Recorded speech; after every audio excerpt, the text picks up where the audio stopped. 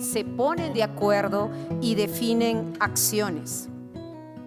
Propósitos, objetivos, métodos de trabajo, metas, se distribuyen roles y funciones para llevar a cabo dichas acciones y lograr propósitos conjuntos.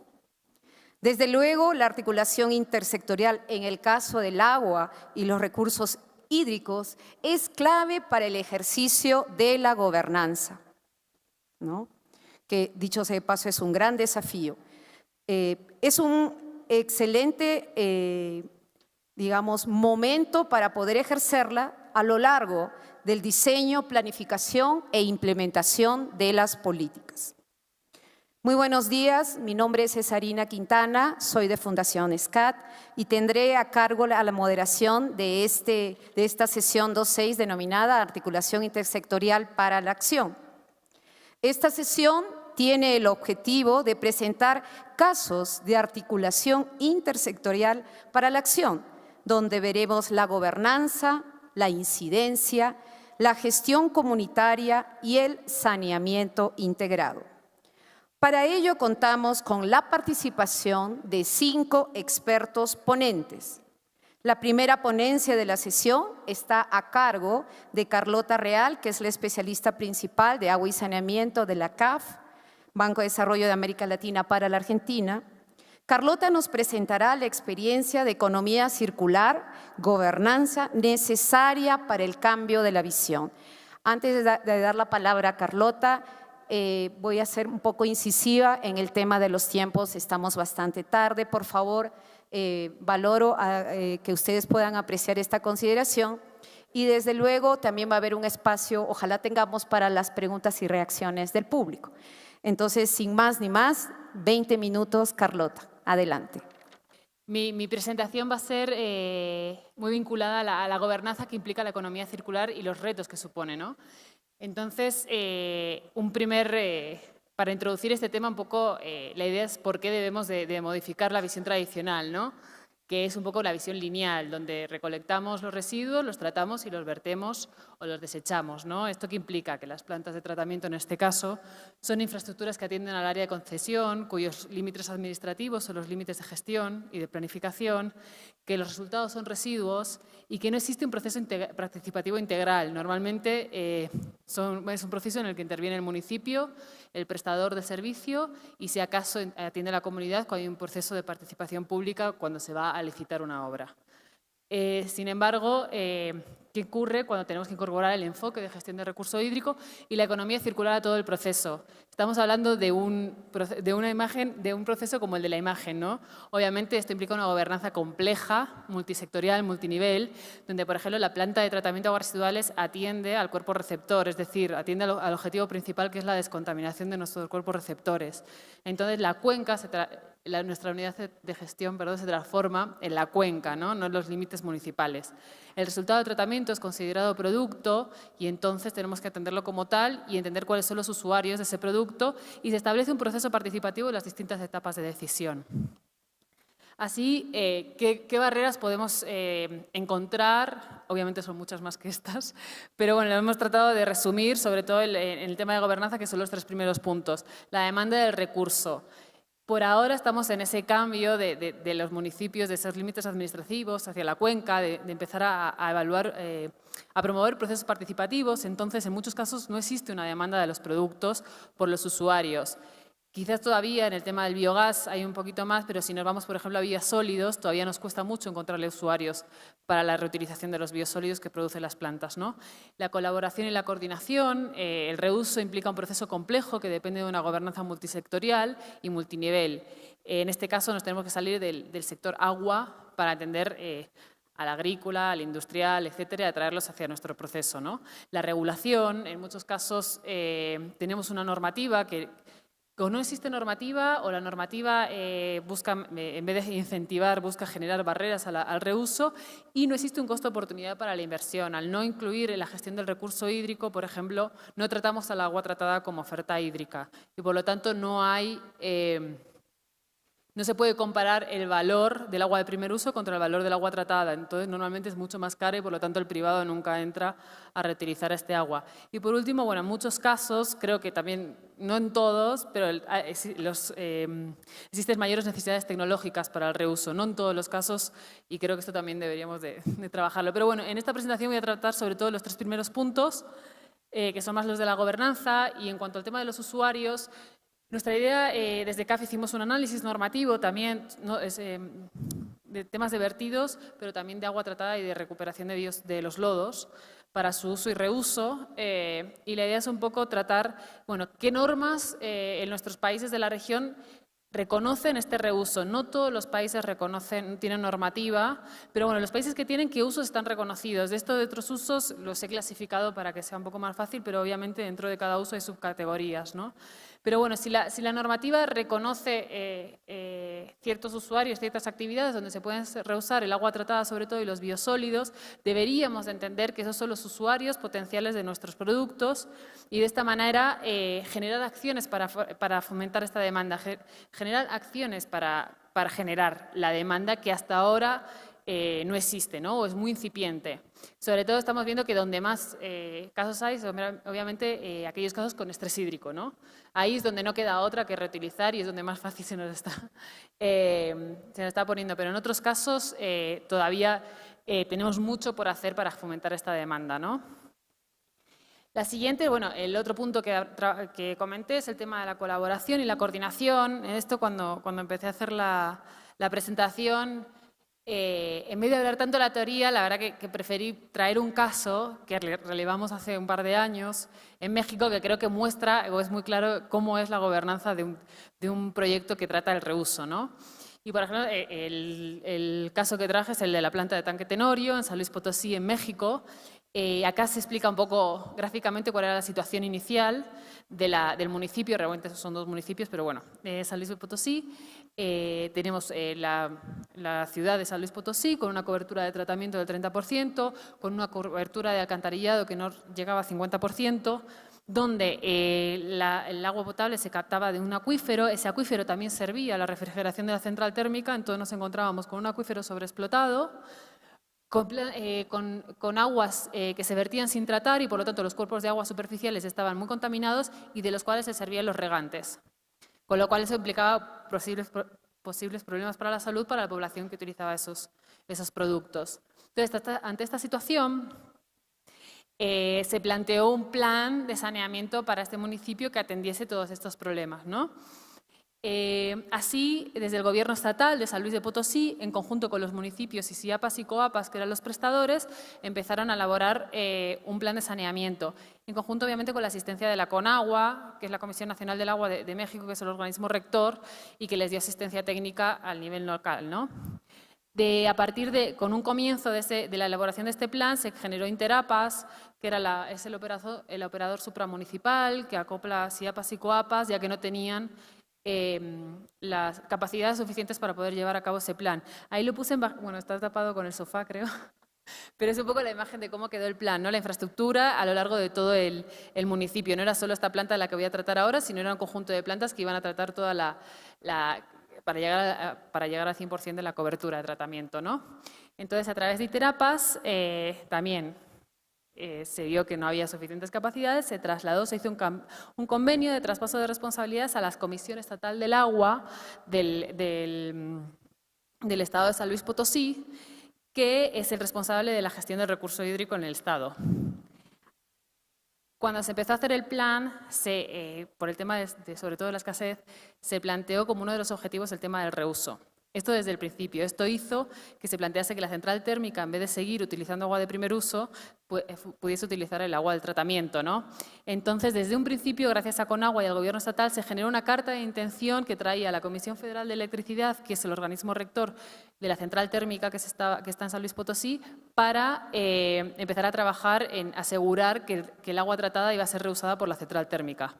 Así, bueno, entra Fonadim Manobras, que son los bancos, y un fondo para generar líneas de crédito y capital para financiar la planta, se hace un contrato de prestación de servicio y se hace un contrato de suministro. Esto es mucho más complejo, es mucho más largo, pero mi idea era un poco mostrar todos los niveles que intervinieron en todo este plan, ¿no? Desde el federal, estatal, municipal, municipios, prestadores, el gobierno estatal, el usuario del otro lado, la industria, la central térmica. Es un tema complejo, es un tema multisectorial, multinivel, que implica que tengamos que atenderlo desde un primer momento.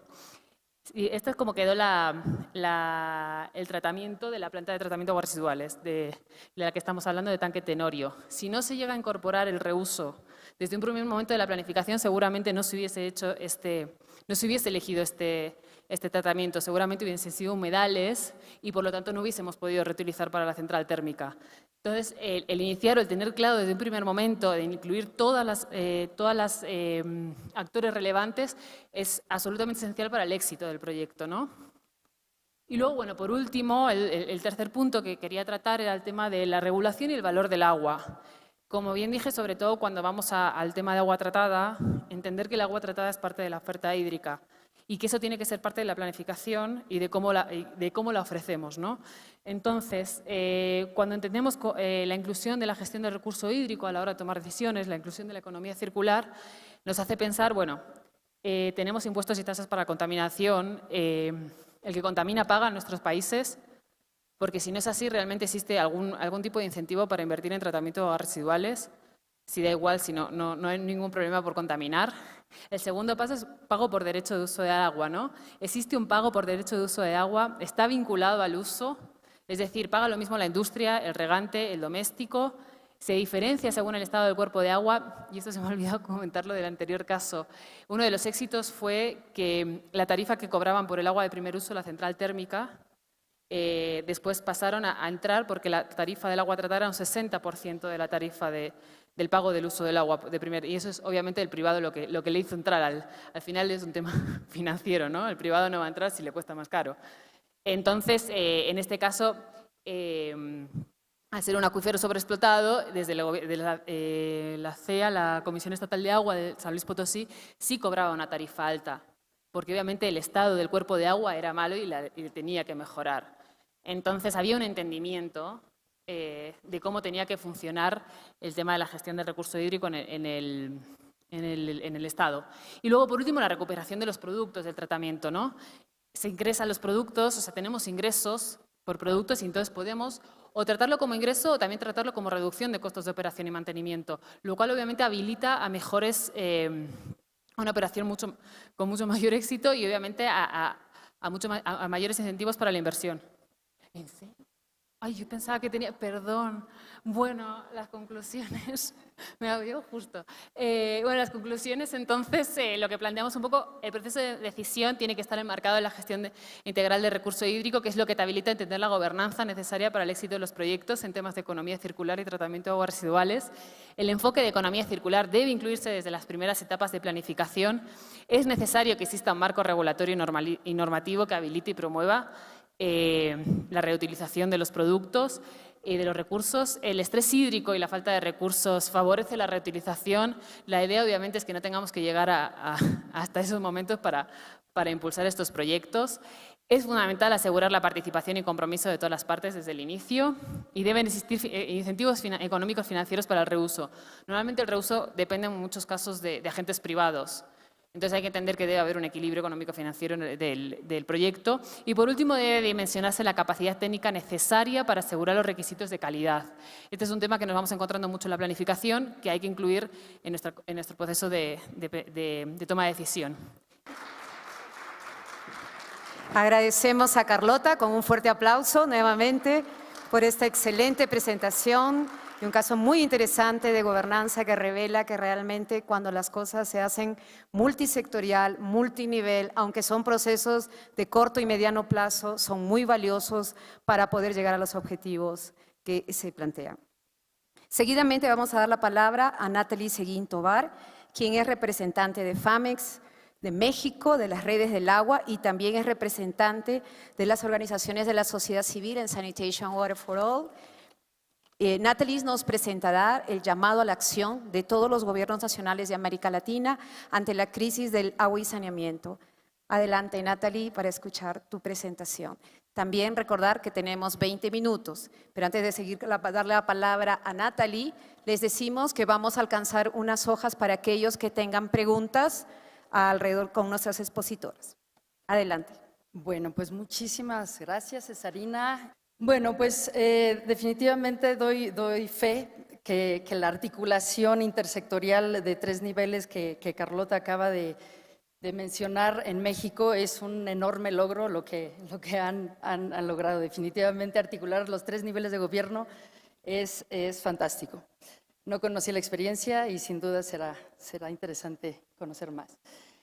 Bueno, como Cesarina ha mencionado, voy a hablar sobre la Alianza para la Incidencia Coordinada Efectiva en Agua y Saneamiento de la Sociedad Civil en América Latina.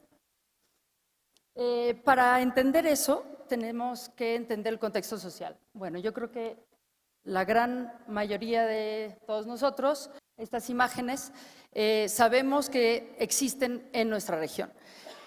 Cuando estamos en reuniones globales, estas imágenes para ellos solo existen en África y en Asia. Sin embargo, es una realidad que en nuestros países seguimos teniendo enormes problemas de desigualdad. A pesar de que son países con rasgos culturales, históricos, sociales y comunes, pero tenemos enormes diferencias y en particular tenemos grandes brechas en el acceso a los medios de producción y de calidad de vida. La desigualdad, sin duda, es una característica histórica, estructural de las sociedades latinoamericanas y que incluso se reproduce en momentos y periodos de crecimiento y prosperidad económica. Es un enorme reto.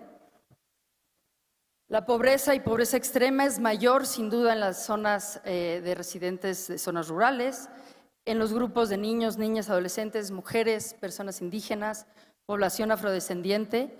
Esto ha quedado más que documentado. Sin embargo, no es exclusiva de las zonas rurales, también tenemos grandísimas desigualdades en las ciudades y que principalmente se concentran en zonas periféricas. Este contexto lo he querido recalcar a pesar de que pues, vivimos en esta región, pero sin duda es importante volver a recordar que la elevada concentración de la tierra en pocas manos, el desplazamiento de las poblaciones indígenas, la injusta distribución de la riqueza y la utilización del Estado para favorecer con sus políticas públicas a las clases que detentan el poder económico, hacen de esta región una de las más desiguales del mundo. Esta situación no ha cambiado. En 2022 seguimos y sabemos que la pobreza aumentará en países de ingreso medio como es México, Colombia, Brasil. La situación no mejora. ¿Qué es lo que ha generado todo esto? Pues una cantidad de conflictos sociales en toda la región, constantes tensiones por el acceso al agua debido al despojo de tierra, de agua, por los megaproyectos, por la industria inmobiliaria, por el acaparamiento de las transnacionales o por el deterioro de la calidad de agua debida a la minería, a la industria del fracking e hidrocarburos. Esto no es únicamente en México, esto está sucediendo en toda la región. La opacidad es el otro problema al que nos enfrentamos. En el acceso a la información, omitiendo claramente el derecho al acceso a la información, la transparencia, la rendición de cuentas y participación en temas de agua y saneamiento que implica el propio derecho humano al agua y saneamiento. Hemos hablado mucho del derecho humano al agua y saneamiento en esta reunión, tal vez un poco menos, es más técnica, sin embargo ya empieza a permear, pero solo se habla del acceso al agua, del acceso al saneamiento, a veces de la higiene, y se olvida por completo que hay un acceso a la información que debe de ser cumplida, una transparencia y una rendición de cuentas. Y por supuesto la participación. ¿Qué hemos hecho entonces? La sociedad civil organizada hemos trabajado a lo largo de los 20 años que tenemos de existencia como la Red de Acción por el Agua, FANMEX, y hemos tenido un papel clave como catalizadores y catalizadoras en las demandas sociales frente al Estado. Hemos promovido la organización y articulación comunitaria. Voy a bajar pensaba que no iba a poder leer, pero sí puedo leer desde aquí. Entonces, bueno, hemos promovido la organización y articulación comunitaria para la defensa y exigibilidad de los derechos de las personas. A nivel global hemos ido abriendo en la región espacios de diálogo, encuentro que han tenido reflejo en distintos instrumentos jurídicos, tanto internacionales como a nivel nacional. En las fotos podemos ver, bueno, hemos creado y tenido muchos encuentros de intercambio comunitario. En Guerrero, la primera foto, el de en medio es un gran Congreso Nacional de Sociedad Civil que dio luz a la iniciativa ciudadana de la Ley General de Aguas, que seguimos empujando en México. En Naciones Unidas también hemos participado en los major groups, los grupos mayores, como sociedad civil o como el grupo de mujeres. Estos espacios que hemos ido articulando pues han sido aprovechados por muchas redes y organizaciones, como también para poder fortalecer la organización comunitaria, mejorar los niveles de análisis de la realidad y sus contextos. La información es clave, poderla compartir con las diversas comunidades y organizaciones que trabajan con comunidades.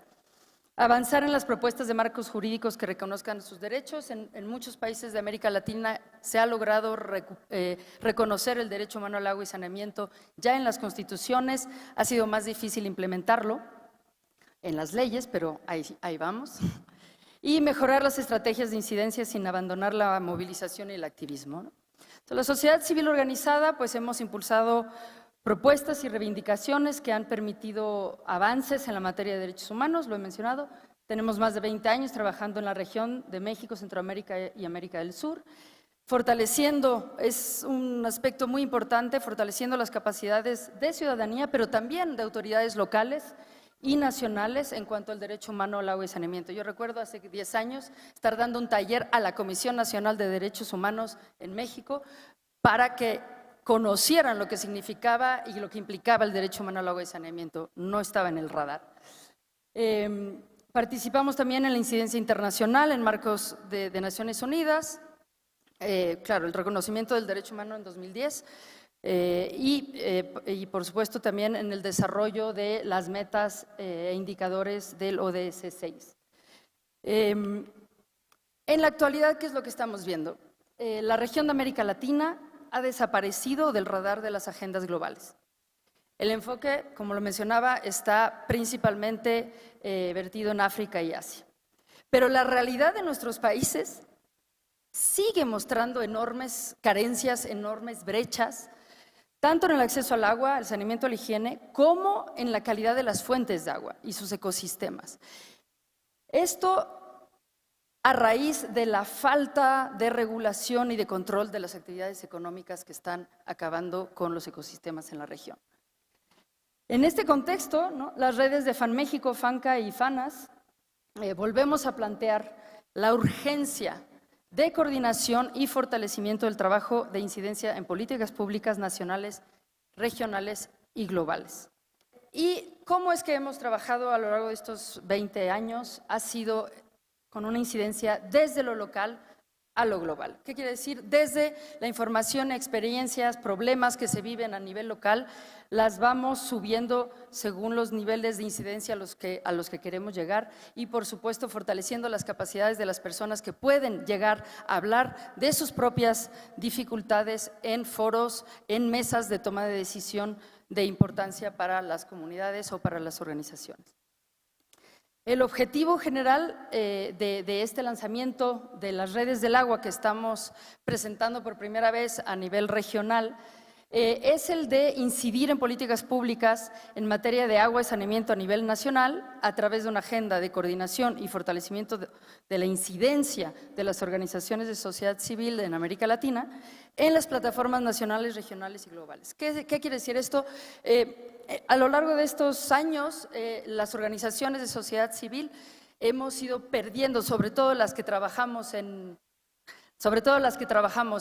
incidencia, hemos perdido básicamente toda todo diálogo con los gobiernos. También es importante mencionar que se han ido perdiendo los espacios de diálogo con gobierno en toda la región y, por supuesto, con la desaparición del aporte y el apoyo de la cooperación internacional en muchos de los países, esta incidencia ha ido desapareciendo. Entonces, ¿qué es lo que pasa? Que trabajamos también a nivel global, pero cuando trabajamos a nivel global, las particularidades de la región desaparecen y se fusionan, digamos, con los aspectos comunes que podríamos tener con colegas de África o de Asia. Sin embargo, toda la atención se vierte a estas otras regiones y en América Latina seguimos teniendo muchos problemas que arreglar. Por supuesto, una de las principales cosas que tenemos que lograr es incrementar el financiamiento que se da en los países por parte del sector público. Entendemos muy claramente que nuestras realidades pueden que sean distintas, no forzosamente tiene que ser cooperación bilateral, pero sí tenemos que hacer un trabajo de incidencia y de acompañamiento a los gobiernos para que se priorice el acceso al agua y saneamiento en la región. Entonces, Redes del Agua, bueno, ¿qué es? Es como un reloaded fan, en donde estamos intentando volver a incentivar a todas estas organizaciones que han hecho incidencia a lo largo de los años, pero que por la realidad que están viviendo hoy en día en sus países, como mi colega de Nicaragua, que no pudo salir del país porque si salía posiblemente no regresaba. Este tipo de situaciones se está viviendo en nuestra región. Entonces, ¿qué ha pasado? Que el trabajo de incidencia ha ido disminuyendo y ese es el esfuerzo que Redes del Agua está buscando hoy en este espacio y en otros espacios de incidencia global. El de traer la voz de las organizaciones de nuestra región en las plataformas de toma de decisión a nivel global, sin duda, para poder seguir incrementando, digamos, la inversión en el sector. Coincidimos, digamos, todas estas organizaciones que pueden venir, son organizaciones comunitarias, como pueden ser redes, como pueden ser también organizaciones de segundo piso. Todas estas organizaciones coincidimos en que el manejo del agua es el mayor problema social, económico y ambiental del siglo XXI. Todos los actores y partes involucradas reconocemos que los principales desafíos que enfrentamos es hacer realidad los derechos humanos de acceso al agua y saneamiento, gestionar nuestra agua de forma equitativa y sustentable y conservar el equilibrio entre los flujos de agua, ecosistemas y actividades humanas. En eso confluimos y simplemente para cerrar, en el tema de coordinación y articulación, tenemos todos muchas diferencias, pero donde trabajamos en conjunto es donde confluimos. A partir de estas problemáticas es que entonces podemos generar mensajes de incidencia en donde estaremos compartiéndolas en distintos foros y principalmente la siguiente reunión, no sé si están al tanto, pero viene la Gran Conferencia del Agua en marzo de 2023 en el marco de Naciones Unidas, en donde se busca dar por primera vez desde hace 40 años, bueno, por primera vez no, por segunda vez, porque la anterior fue hace 40 años, el enfoque en el agua en el marco de Naciones Unidas. Esto va a ser en marzo de 2023 y estamos coordinando todo lo que es la incidencia de sociedad civil en esta reunión. Pues muchísimas gracias, solo les dejo este correo que tenemos por si quieren más información al respecto o si quieren participar en la incidencia a nivel regional y global. Muchísimas gracias, Cesarina, por la paciencia.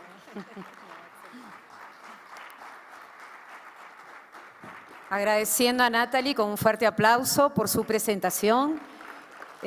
Otra perspectiva también de la gobernanza, ¿no? De este ejercicio de la participación de la sociedad civil en sus diferentes niveles, es que realmente también un desafío y sobre todo la visibilización de las demandas específicas de la población, como ya bien menciona, a nivel local, regional, nacional y global.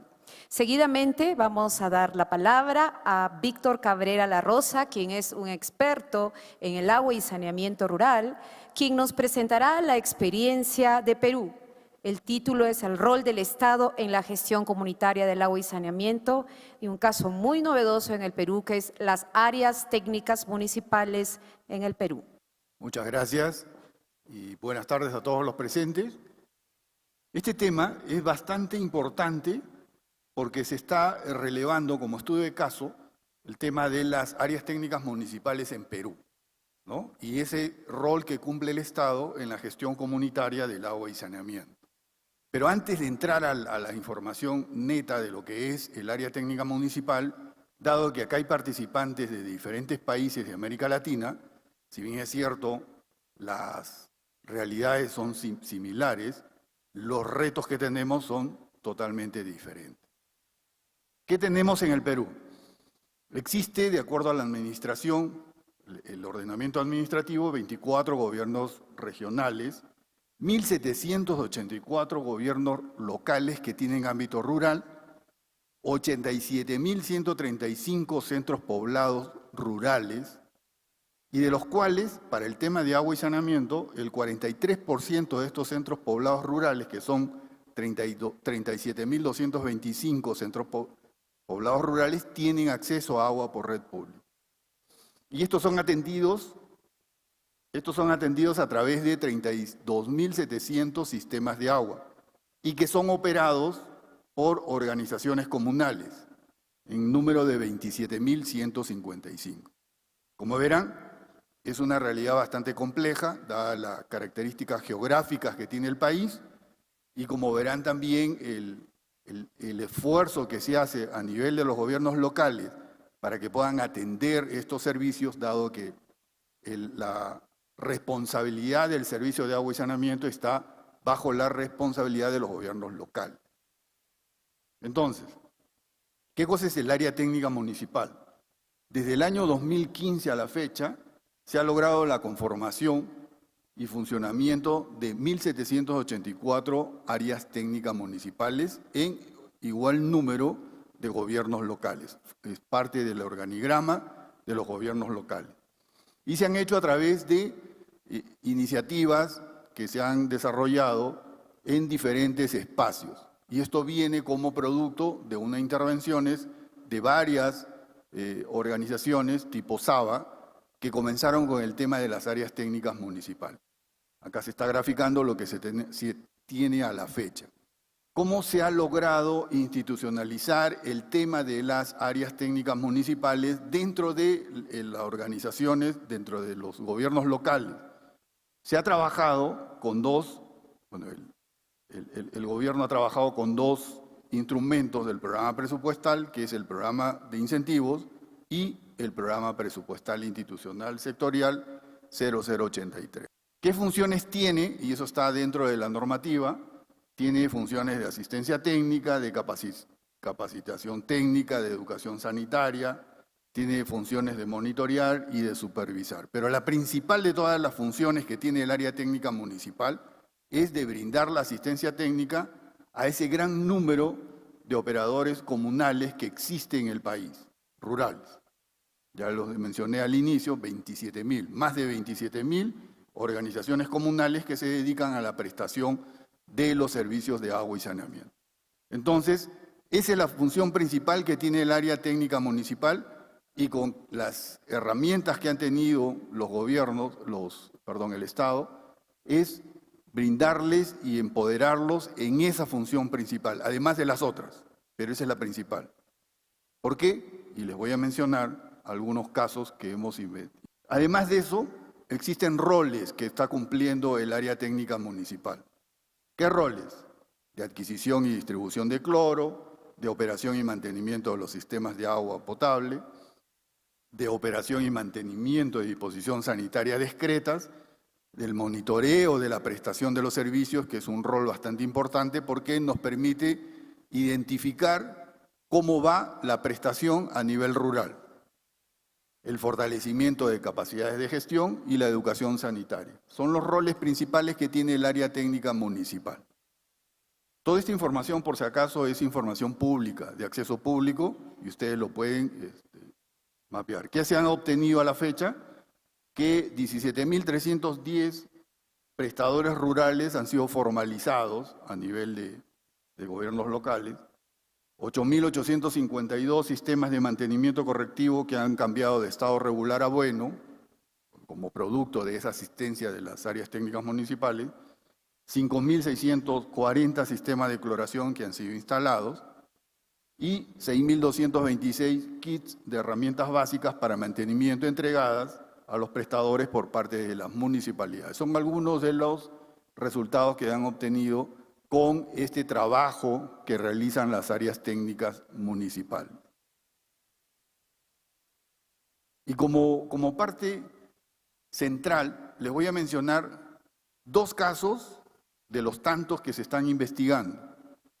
Distrito de Ácora en Puno. ¿Qué es lo que ha logrado el área técnica municipal con el empoderamiento de esta función de asistencia técnica? El área técnica municipal, luego de un diagnóstico en su zona, logró identificar uno de los problemas importantes que tenían en el caso de los pagos y los altos costos que significaba el servicio, la prestación en sí del servicio de agua y saneamiento. ¿Qué hizo? Luego de algunas investigaciones, comenzó a trabajar en una HAS que se llama Collini, en el distrito de Ácora, y lograron instalar micromedición. Con esto, dado que el sistema es por bombeo, con esto bajaron los costos de 1.000 soles, los costos por energía, de 1.000 soles a 400. Entonces, ¿eso qué significó? De que hubo una mejora, una aceptación y un uso del agua bastante racional, porque normalmente en las zonas rurales las organizaciones o los centros poblados rurales generalmente son agricultores o ganaderos y utilizaban el agua para el tema de regar sus campos o darle de beber a sus animales. Entonces se estaba desperdiciando el agua que estaba siendo producida. Entonces con esta micromedición bajaron los costos de energía y obviamente bajaron o se estandarizaron los costos de la cuota familiar que estaban cobrando en ese momento, ¿no? Porque estaban pagando un precio que estaba adecuado a la realidad que ellos estaban consumiendo. Pero no se quedó en esa organización comunal, sino que este ATM ha logrado de que 20 de sus organizaciones comunales estén con micromedición y que estén con mejoras dentro de sus procesos de costos que tienen. Segundo caso, normalmente las áreas técnicas municipales tienen problemas para financiamiento. ¿Qué ha hecho el ATM o el gobierno local de Ollantaytambo? Logró desarrollar un proyecto de inversión para poder financiarse. Y con eso, no solamente era la mejora en su infraestructura como ATM, sino también para poder lograr el mantenimiento de los sistemas. Tiene a la fecha de 38 organizaciones, de 38 HAS, tiene 20 que son modelos en Ollantaytambo. Esos son dos de los tantos casos exitosos que estamos investigando y que se van a colocar en un documento. Entonces, eso es importante. O sea, no solamente verificar de que la responsabilidad del gobierno local esté a través del ATM, sino primero empoderar al ATM para que ellos, de acuerdo al conocimiento de la localidad, puedan generar, ¿no?, mejoras en el entorno, porque ellos tienen que hacer el monitoreo de todas las HAS que tienen a su cargo. Eso es lo que se ha logrado solo con dos casos que les he mencionado.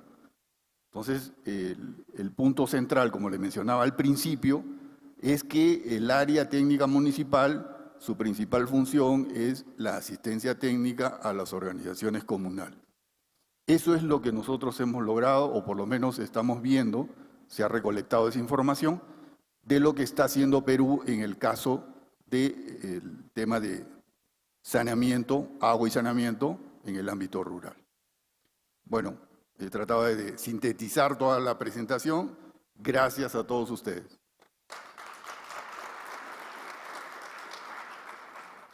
Agradecemos a Víctor por esta presentación de las áreas técnicas municipales en el Perú, que efectivamente es un caso en el cual se trabaja lo local, se trabaja lo regional, lo nacional. Pero lo que es interesante, al igual que en el caso de Carlota y también de Natalia, que confluyen otras instituciones, no solamente lo sectorial, los ministerios de Finanzas, el Ministerio de Desarrollo e Inclusión Social, el Ministerio de Ambiente, la sociedad civil.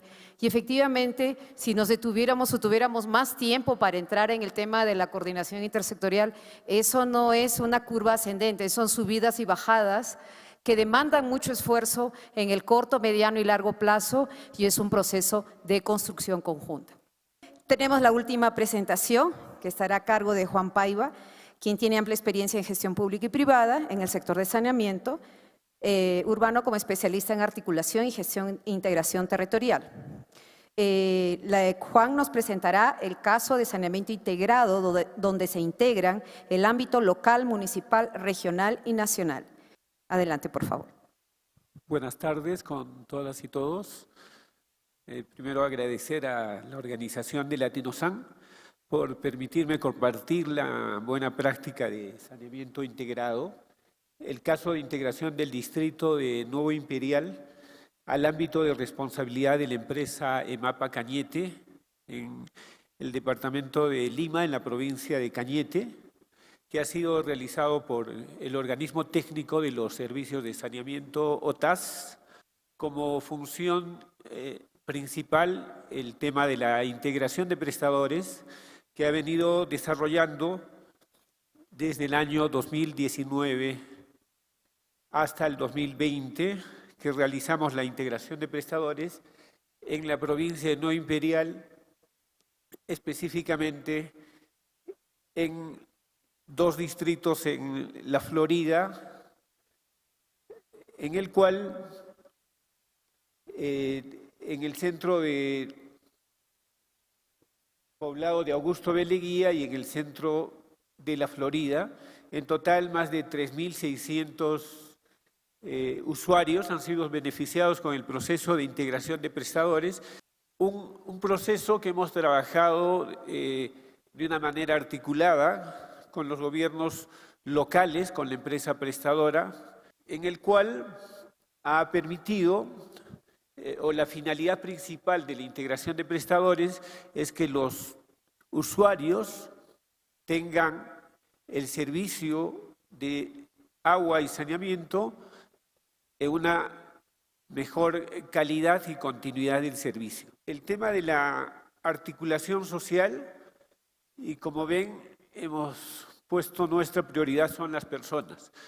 Entonces, en este tema, lo que queríamos es ponernos en el zapato del otro, o sea, en el caso de los usuarios, porque en esta localidad, si bien es cierto, son poblaciones que de acuerdo a la ley indica que deben de ser administrados por una empresa prestadora, sin embargo, estaban siendo administrados por una JAS, una Junta de Administración de Servicios de Saneamiento, que no les brindaba el servicio adecuado y ellos lo que pedían era tener un servicio de mayor continuidad, mayor calidad en un corto tiempo. Entonces era importante poder escuchar a las personas, poder saber cuáles eran sus necesidades, cuáles eran sus aspiraciones con relación al servicio.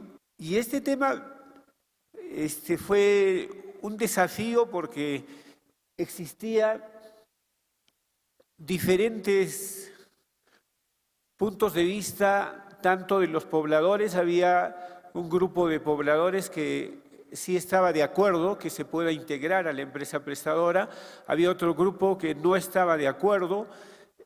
Siempre existían algunos temas que ellos lo relacionaban con que si es que se integraban a la empresa prestadora, el costo del servicio iba a ser mayor, iba a haber una privatización del servicio y que decían que la EPS no tenía la capacidad para poder administrar el servicio en esta localidad. Entonces, se realizó bastantes reuniones de coordinación con los pobladores, con las autoridades, para que se pueda explicar que la finalidad de la integración es mejorar la calidad de vida de estas localidades. Entonces, dentro de ese proceso hubo varias etapas. Una de las primeras etapas que realizamos fue el tema de la articulación de los 3 niveles de gobierno: el gobierno nacional, el gobierno regional y el gobierno local. En el gobierno nacional hay varias instituciones que ven el tema del servicio de saneamiento en el ámbito urbano. Tuvimos que realizar coordinaciones con el CAS de Vivienda, con el Programa Nacional de Saneamiento Urbano, también con el ente regulador que era la Superintendencia Nacional de Servicios de Saneamiento, la SUNAS, para poder poner y tener un punto de vista y después coordinar con el gobierno regional, con las autoridades, las gerencias que están involucradas en el tema de saneamiento y con el gobierno local, las municipalidades distritales, la municipalidad provincial. Tuvimos diversas reuniones para que ellos puedan entender que es importante realizar el proceso de integración. Y se tuvo varios canales de sinergia, el tema de la cooperación, la coordinación permanente, el apoyo mutuo, considerando aspectos importantes, ¿no? El tema político, institucional y el tema social, que es bien importante. En las municipalidades provinciales y distritales, quienes autorizan y deciden la integración es la municipalidad distrital a través de un acuerdo de consejo municipal. Entonces, como ven, es un tema netamente político que había que trabajar, el tema institucional, que es un tema importante, y la parte social, que es la coordinación permanente con las organizaciones sociales y las organizaciones de base, ¿no? Después de haber logrado en la parte formal y legal, para poder integrarse se tiene que lograr un acuerdo de consejo y después se modifica el contrato de explotación para que les pueda atender la empresa prestadora y pueda administrar el servicio. Hicimos un diagnóstico para ver qué es lo que necesita, porque la integración no solamente es la parte legal o formal, sino para que la empresa prestadora que va a administrar tenga las condiciones suficientes, necesarias para administrar. Hicimos un diagnóstico de la parte técnica, se vio todo el aspecto de Novo Imperial, se conoció cómo eran los servicios, los sistemas, y se determinó elaborar fichas para transferencia. De acuerdo al OTAS, tiene unos incentivos por la integración de prestadores, y realizamos la transferencia para que puedan realizar 2 plantas de tratamiento, 2 plantas portátiles de tratamiento en estas localidades, y en corto plazo se generaron impactos. Ha habido impactos inmediatos donde la población viene consumiendo agua de calidad y continuidad del servicio a nivel operacional de 1.728 metros cúbicos por día a 5.840 metros cúbicos. Se logró aumentar la continuidad del servicio de 4 horas diarias a 18 horas diarias y se garantizó que la población usuaria cuente con una presión adecuada de servicio de agua, superando en promedio de los 10 MCA, ¿no?, estipulados en la normatividad vigente. Se garantizan los niveles máximos permisibles y se mejora la calidad de vida de los pobladores. Como podemos ver en estos cuadros, cómo fueron las conexiones promedio, cómo fueron avanzando desde el mes de octubre del 2019 hasta marzo En las conexiones, en la facturación, se incrementó el tema de la facturación, el volumen facturado por metro cúbico, la recaudación total que se tuvo en el primer trimestre, se logró recaudar el 52% total facturado, ¿no? En estos cuadros podemos apreciar que en tan corto tiempo se pudo avanzar en estos indicadores y mejorar los indicadores de la empresa prestadora. Algunas lecciones aprendidas, que son unas lecciones positivas. La integración permitió ampliar la cartera de clientes, o sea, aumentó a algo de 4.000 clientes más. Se permite conocer más el entorno en el que se desenvuelve la EPS, tales como las localidades vecinas, como potenciales clientes, maximización del uso de recursos para atender a más clientes. Funcionarios de la EPS fortalecen sus capacidades en gestión y ejecución de recursos de inversión pública. Ahora hay más localidades de la provincia de Cañete y de Imperial que ya han solicitado integrarse a la empresa prestadora porque han visto de que son unos beneficios inmediatos. Y como conclusiones, tenemos los procesos de integración permiten mejorar la calidad de los servicios de agua y desagüe a la población, que se integran a una EPS mediante aumento de las horas, calidad, agua segura, presión del servicio de agua. Los incentivos de integración de Nuevo Imperial permitieron modernizar el servicio de producción, optimizando los tiempos de ejecución, operación y cumplir con el objetivo de beneficiar a la población. Se ha fortalecido el diálogo en los diferentes actores, se han diversificado espacios de información pública. La experiencia en Nuevo Imperial demostró la participación efectiva de los diferentes actores y quería compartirles un videíto en 2 minutitos, por favor, si me permite.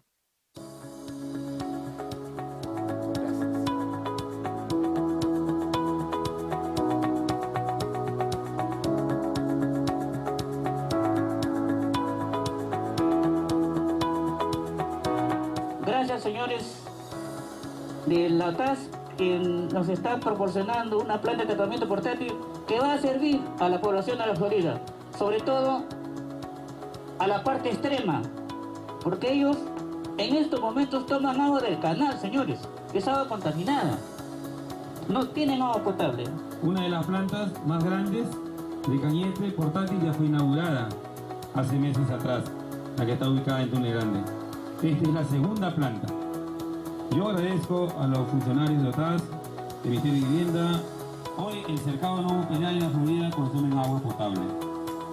Y yo creo que esto tiene un costo. En estas 2 plantas son casi 4 millones que se ha invertido.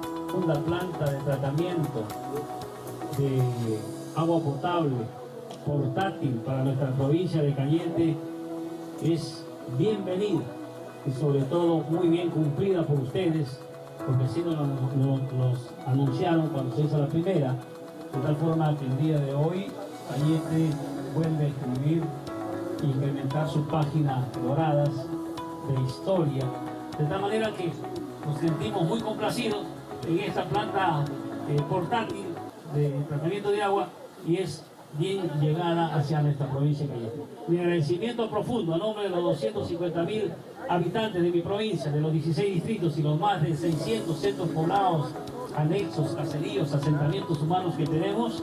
También va nuestro agradecimiento porque nosotros sabemos, de poquito a poquito vamos a seguir avanzando.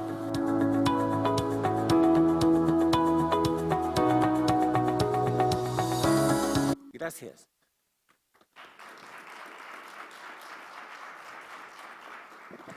Agradecemos a Juan con un caluroso aplauso por su presentación y al mismo tiempo quisiera invitar a nuestros ponentes aquí a la parte principal para poder responder algunas preguntas que se han generado a lo largo de sus presentaciones. Tenemos a Carlota, a Natalie, a Víctor y a Jaime. Entonces, tenemos 2 preguntas para Carlota. Carlota, del Centro de Referencia de Plantas de Tratamiento de Aguas Residuales Sostenibles de Brasil. cómo los costos de operación y mantenimiento pueden ser menor si estamos incorporando tecnologías para producir agro o biosólido. ¿Sería algún modelo de reinversión de los beneficios obtenidos de ventas? Es la primera pregunta. Y la segunda pregunta es, ¿cómo han previsto la rendición de cuentas de la planta?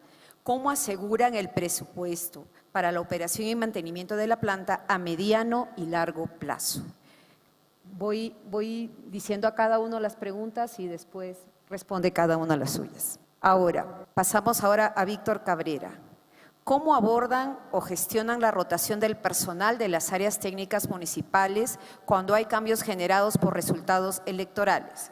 Y la segunda, ¿cómo continuar fortaleciendo la capacidad técnica y social de las áreas técnicas municipales con participación de la sociedad civil? Para Natalie tenemos dos preguntas. Con el trabajo de incidencia menguando cada vez más en la región, ¿cuáles son las propuestas o estrategias para continuar trabajando en pro de la organización de la sociedad civil? Y la segunda es acerca de que está muy próxima la Conferencia Mundial del Agua en el 2023, que va a ser en Nueva York y donde no podrán asistir varios representantes de la sociedad civil de Latinoamérica del Sur, en general por problemas de visas. Y este es un espacio de incidencia importantísimo para el sur global. ¿Qué opinas y cómo se podría visibilizar este tema tan crítico en Latinoamérica? Quisiera saber si conoce alguna experiencia sobre resistencia de organizaciones sociales ante la privatización del agua por parte de las transnacionales y cuáles fueron los resultados para garantizar el derecho humano al agua. Tienen cada uno un espacio de respuesta de 4 minutos a lo máximo por las dos preguntas y comenzamos por Carlota. Vale, gracias Cesarina. No, con respecto a la primera que comentabas de tecnologías con menor costo, a ver, gracias. En ese aspecto es un tema como particular, ¿no? Hay que entender quién va a ser el usuario del producto para asegurar cuál es la tecnología conveniente. Entonces, en ese caso, es muy difícil entender obviamente vas a intentar entender la tecnología conveniente de menor costo. Pero lo que tenemos que entender un poco a la hora del tema del reuso es una visión que no solo ubique el CAPEX, sino el CAPEX y el OPEX. Y el OPEX implica seguramente que si tenemos reuso una fuente de repago, ¿no? Entonces, creo que uno de los beneficios que no he comentado en la presentación es también que te abre una base de financiamiento mucho mayor. Estamos hablando de que seguramente si hay reuso podemos acceder a financiamiento verde. Por ejemplo, también, voy a traer otro ejemplo de México, pero bueno, también hay otros ejemplos en el resto de la región, pero por ejemplo en México se consiguió que el Ministerio de Finanzas habilitase bonos municipales. Entonces hubo municipios que gracias a las fuentes de repago que implicaba el reuso pudieron invertir en plantas de tratamiento de aguas residuales. Entonces ese entendimiento completo e integral de lo que implica la economía circular ayuda a mejorar la inversión, ¿no? Es un tema importante. Y luego, con respecto a la segunda pregunta, ¿cómo han previsto la rendición de cuentas de la planta? Me refiero a rendición de cuentas, ¿cómo se prevé como financiadores, cómo prevén que la operación de la planta pueda tener una cierta rendición de cuentas transparente, en fin, por ahí? Sí, a ver, eso es complicado porque al final los financiadores estamos en el tiempo normalmente que se aplica mucho la inversión.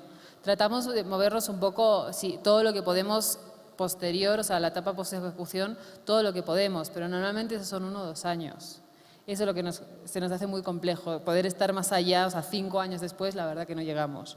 Entonces sí que es un problema para asegurarnos que se cumple con la operación y mantenimiento y que no se abandona, que eso pasa mucho en el tratamiento de aguas residuales, ¿no? Pero bueno, normalmente lo que solicitamos es un poco compromisos, pero bueno, son compromisos políticos que bueno, uno no puede estar detrás. Y luego, ¿cómo asegurar que el presupuesto para la operación y mantenimiento de la planta a mediano plazo?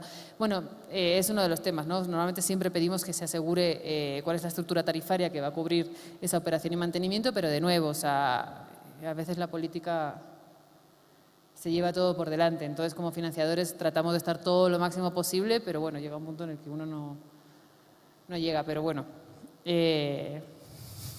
ojalá pudiésemos estar más tiempo. Ok, muy bien, gracias Carlota por tu intervención. Pasamos a Víctor, por favor. con el tema de las áreas técnicas municipales.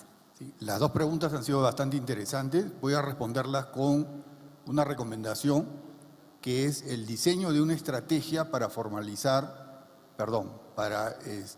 certificación de competencias laborales a los responsables de las áreas técnicas municipales.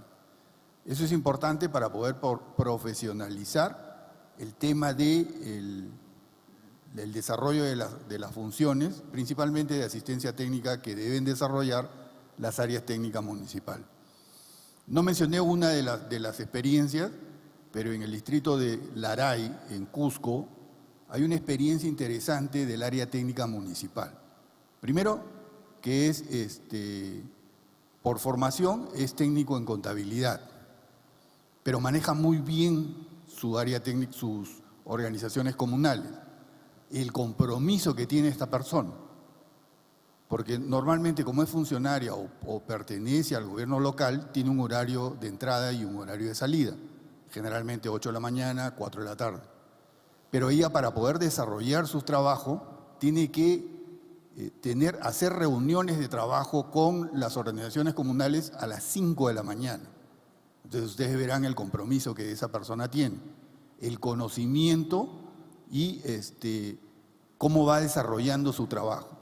Entonces, si nosotros queremos que no exista rotaciones al interior de los gobiernos locales por cualquier proceso, tenemos que fortalecer esas capacidades, como certificando competencias laborales.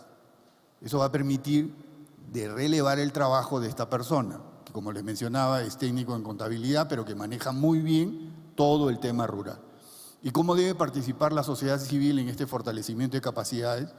Entonces, si se diseña esa estrategia para certificar competencias laborales a nivel del ATM, entonces la sociedad civil también tiene que participar, porque alguien tiene que acreditar, tiene que dar esas capacitaciones para poder identificar las mejores alternativas de solución para este proceso de certificación de competencias laborales. Ese es el diseño. La propuesta es que se diseñe una estrategia para certificación de competencias laborales para ATM. Muchas gracias, Víctor. Sí. Bueno, ahora yo quisiera hacer una pregunta, por favor, solo un minuto por cada uno de los expositores. Los ejemplos han sido muy interesantes y que ha demandado mucho trabajo y toda… perdón, Natalie, disculpen. Voy la palabra a Natalie y luego vuelvo. Natalie, adelante, disculpa. Si no se me olvida. Sí. Bueno, muchas gracias. Voy a ser breve, 4 minutos. En relación al trabajo de incidencia,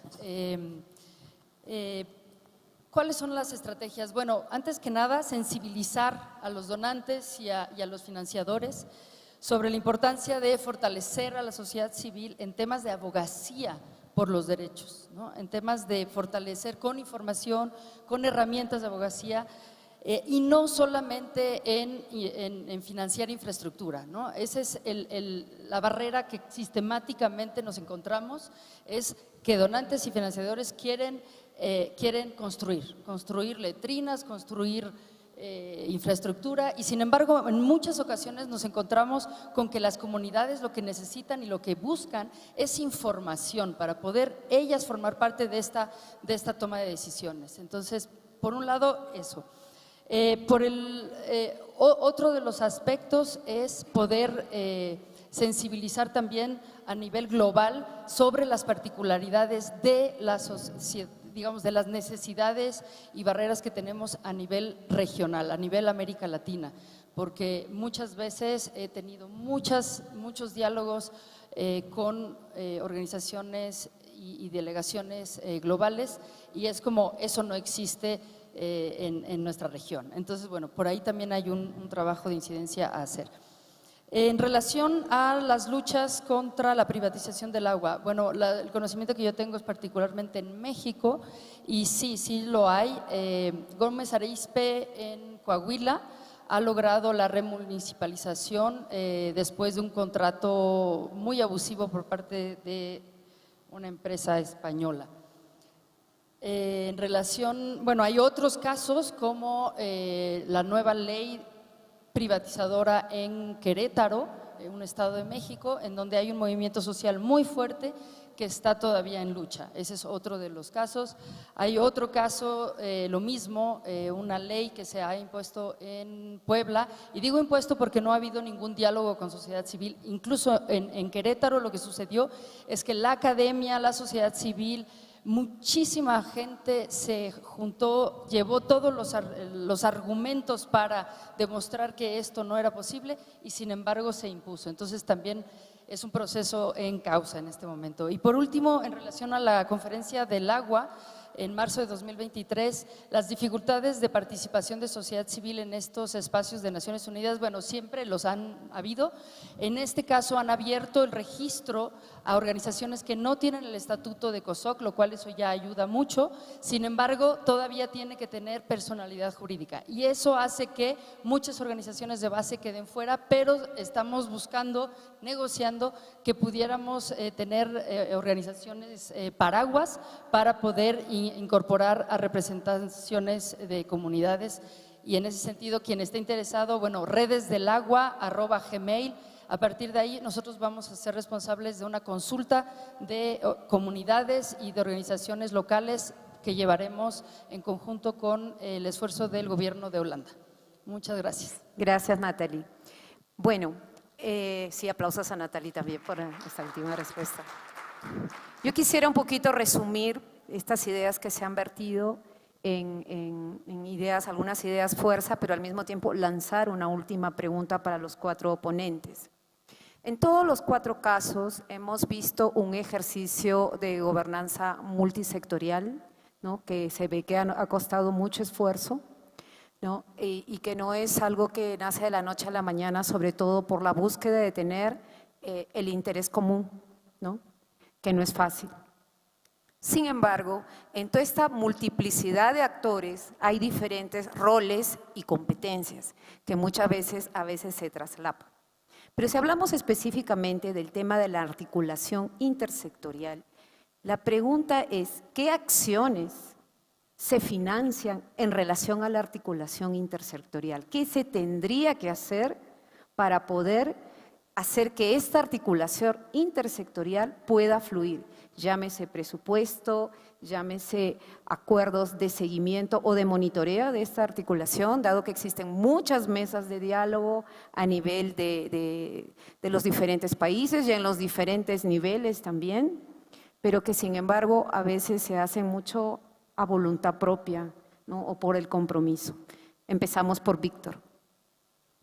¿Qué piensas al respecto? Muy buena la pregunta. Mira, la articulación intersectorial hay que abordarla desde varias aristas, ¿no? Desde el lado presupuestal, donde participan, dependiendo mucho de los niveles de gobierno, cómo se van financiando las acciones para los otros niveles de gobierno. Desde el punto de vista de asistencia técnica, que también ingresa la cooperación, la sociedad civil, para poder articular esa asistencia técnica que se va diseñando de acuerdo a las políticas de los gobiernos, ¿no? Pero algo importante, yo creo que es identificar cómo se van haciendo estas articulaciones. Por ejemplo, el tema de información, ¿no? Justo conversaba en la mañana con un especialista y me decía, mira, nosotros podemos tener información de lo que está haciendo cada uno de los sectores, ¿no?, en el caso de inversiones, en el caso de prestación, etcétera. Pero en el territorio articulan o intervienen otras entidades y eso no lo estamos mapeando. Entonces habría que hacer una suerte de red de información para poder identificar qué otros actores están interviniendo en el territorio para poder tomar decisiones con mejor información, ¿no? Yo creo que por ahí va el tema también. Gracias, Víctor. Carlota, ¿qué piensas al respecto? Es una pregunta compleja porque abarca demasiado, pero bueno, como financiador,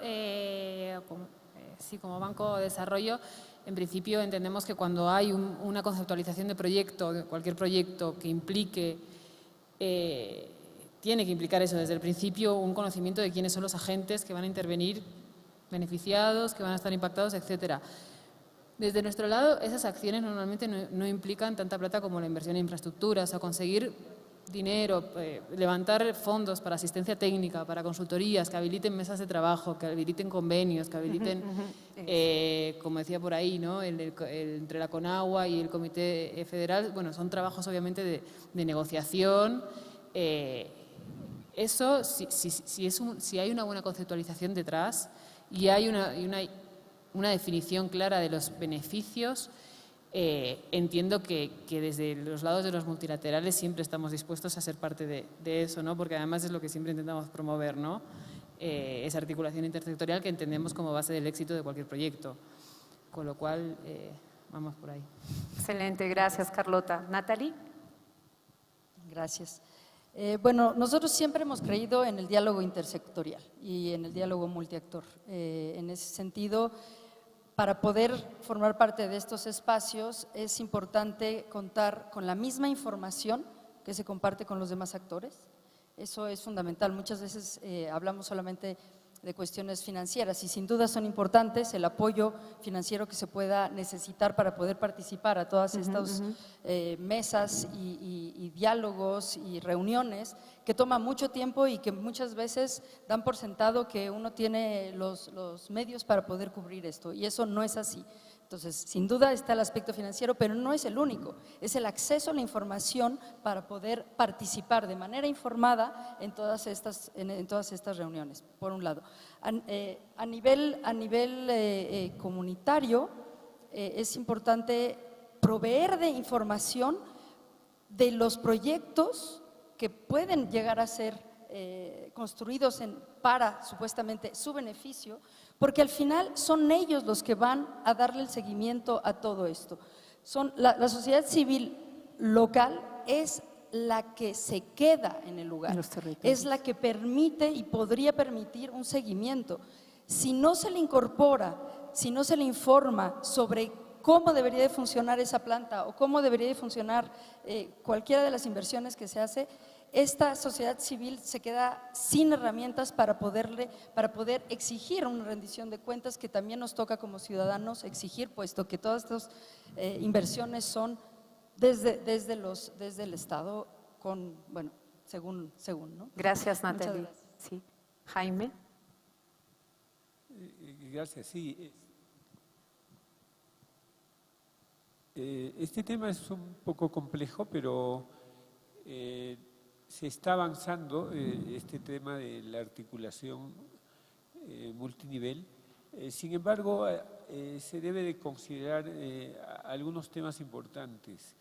Es el tema de la planificación. En las planificaciones a veces no se considera estos trabajos articulados de los 3 niveles y debería de incorporarse. Y otro tema importante también es que debe haber incidencia para que se aterrice en políticas públicas el tema de la articulación intersectorial, porque a veces simplemente se realiza en ciertos espacios, pero no son institucionalizados, digamos, estos temas de articulación. Entonces debería de aterrizar y de consolidarse en políticas públicas de los sectores. Gracias. Gracias, Jaime. Y tomando las palabras de Jaime para cerrar este bloque de la sesión. Juan, ya le estoy cambiando el nombre. Debe ser el hambre que ya todos tenemos por ir a almorzar.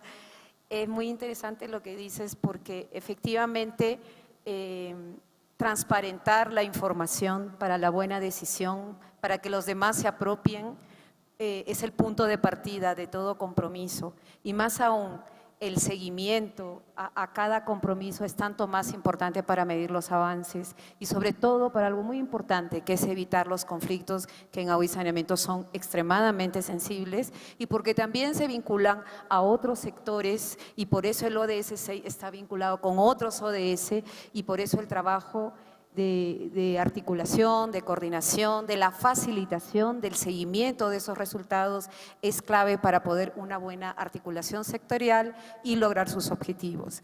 Yo quisiera un gran aplauso para nuestros ponentes. Damos por cerrado esta sesión, que ha sido bastante interesante y diversa, y les invitamos al centro para que nos tomen una foto para llevarnos de recuerdo. Muchas gracias a todos y buenas tardes.